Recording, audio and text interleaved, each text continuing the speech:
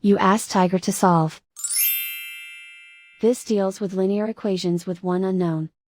The final result is b equals 13/12. Let's solve it step by step. Group all constants on the right side of the equation.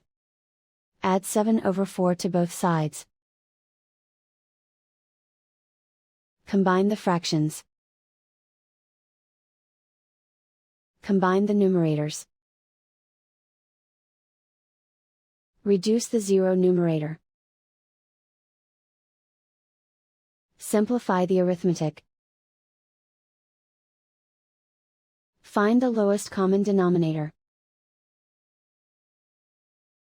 Multiply the denominators.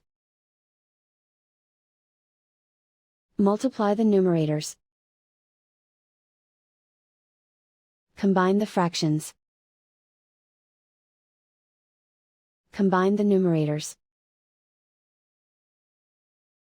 And so the final result is b equals 13/12.